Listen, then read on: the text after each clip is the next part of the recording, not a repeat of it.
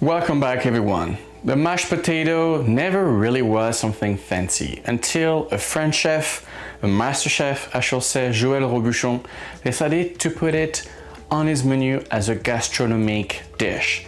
How did he do it? By making the most smooth and velvety potato mash, pomme puree as we call it.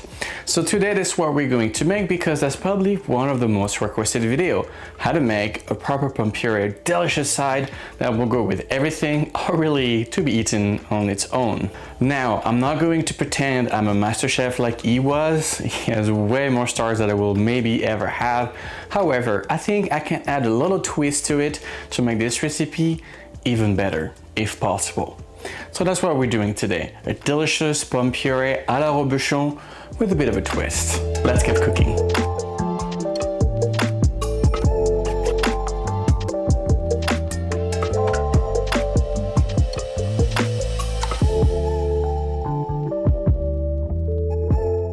It might sound silly, but the first thing you need to do when make mashed potato is picking your potatoes right.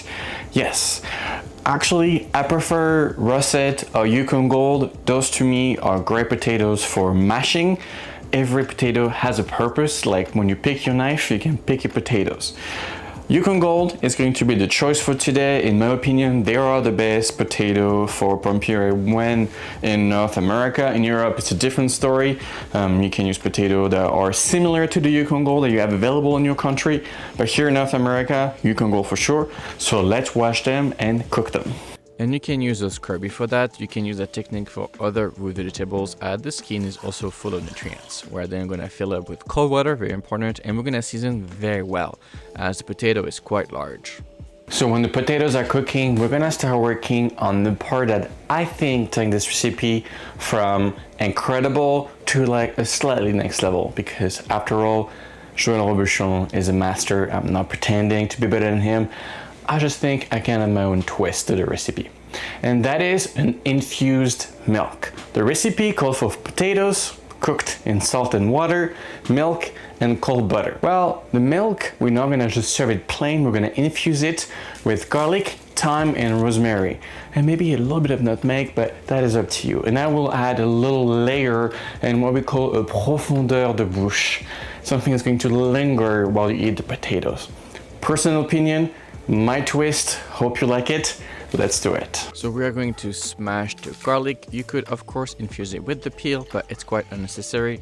So we're gonna fill up the pot with milk, add our herbs and our garlic and our nutmeg. We'll then bring it to a boil. Once to a boil, we'll cut it off and we're gonna cover it and let it infuse for about 20 minutes. Once steeped, we'll pass it through a sieve and we're gonna discard all of the aromatics. Let's now dice our butter, making sure it's staying nice and cold. Once diced, we're gonna put it back in the fridge. I'm using a high quality butter, St. Bridget's. You could use any butter, but of course the better quality, the better the pomme puree will have, the more flavor also, because the butter is one of the few ingredients that are going to flavor that potato. The recipe requires quite a bit of butter. I'm gonna use this whole block. It's about 250 grams, which I think is about half a pound, and we're gonna toss it in smaller pieces, which will be a lot easier to fold in when we emulsify the mashed potato. And if you feel like this is a lot of butter for the amount of potato, I might tell you, you might not want to stay in France for too long. Our potato is now cooked. We're gonna take it out of the heat. All right, now it's time to peel a potato. They are pretty hot and I highly suggest you peel them while they're still hot. It will only end up with a better product. If you let it cool down, it's gonna start getting a little starchy or a little almost like glue-y. So one way to do it is to help yourself by wearing some gloves, and I will help you with the heat. All right, I'm sorry it's gonna happen, but you have to do it. Of course, take your time and it's really hot and you can let them cool down slightly. So this is a potato masher, but we are not going to use it. A pomme puree is extremely thin and smooth, and we need different tools. The first one we're going to use is a ricer. Okay, it's going to be the first step. It's going to make a beautiful pulp of potato. Then after that, we're going to pass it through a tammy. This is what we use to sift flour or any types of like ground almonds or whatever, or farce even. But in this case, we're gonna use it to pass it up on puree. It's gonna make it extra thin, and all we'll have is beautiful pulp of potato, super smooth, and then we'll incorporate our butter and our infused milk. If you want to skip a step, you could actually put it on the tammy right away, but I think it's easier to do this first step and getting the pulp through the ricer, and you can see there's still some like dark bits, which we call a black eye, and that's why passing it through the tammy is gonna make it super thin and discard any of the bad bits. Now that we're left with the good stuff, we're gonna place it back into our saucepan, and we're going to add more salt. Believe it, it's still not seasoned, and our infused milk. You want to go gentle as it's going to go everywhere otherwise, and once folded you're gonna start adding the butter. Not all at once, you want to do it bit by bit so it can be incorporated fully so it doesn't split and your potato is not as beautiful. You can see it's starting to get very smooth, but we're not quite there, so we're gonna add more of the infused milk, and of course it will depend on the texture of the potato. Sometimes you may use less, sometimes you may use more, but you can already see it's starting to get beautiful and smooth. I'm going to add the remaining of the butter, and now we have a beautiful pomme puree. Look how smooth this is. Imagine if we were to add some cheese to it to make an aligot. Well, maybe you do want to see that recipe. Time to plate and of course to enjoy.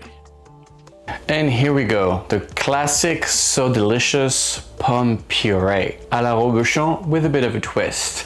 I hope you enjoyed this video. If you did, please like, comment, and subscribe. I always appreciate it. Let me know in the comments what recipe you'd like to see next.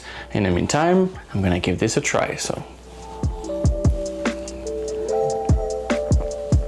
that's my whole childhood right there. Love it.